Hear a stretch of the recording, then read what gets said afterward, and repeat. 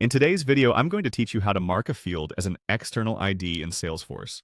Understanding how to do this is crucial for anyone who regularly works with data integration within Salesforce, as external IDs are used to uniquely identify records from other systems.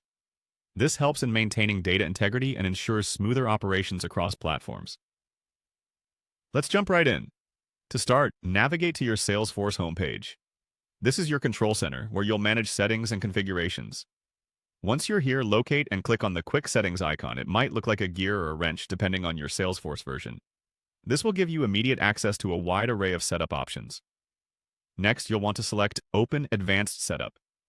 This section houses all of Salesforce's more detailed configuration options, which is exactly where we need to be to mark a field as an external ID. Once there, click on Object Manager. This is a vital area where you'll manage all your objects and fields. In the Object Manager, choose the object where you want to mark a field as an external ID. For example, if it's a campaign or a custom object you've just created, select it from the list of objects. Clicking on an object will open up a new menu. From this new menu, click on Fields and Relationships. All the fields associated with the selected object will be visible here. For the purpose of this guide, you'll need to add a new field. To do this, click on New and select Text as the type of field.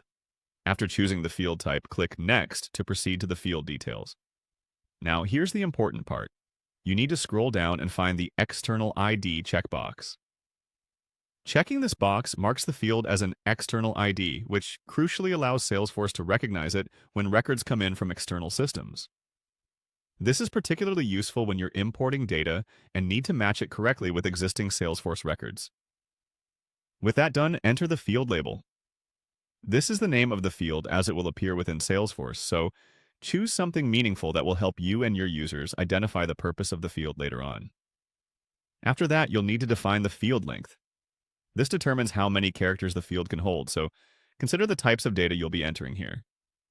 Next, click Next once again, and you'll be guided through steps 3 and 4 of the field creation process. During these steps, you may be asked to set field level security and specify which page layouts the field should appear on. Ensure these settings are configured to your liking, then click Save to finalize your external ID field setup. And there you have it! You've successfully marked a field as an external ID in Salesforce, ready to facilitate your data integration tasks. Remember, having a clear understanding of external IDs can significantly optimize your data processes within Salesforce, providing a strong backbone for data reliability and synchronization. Thank you for joining today, and I hope this guide has been helpful.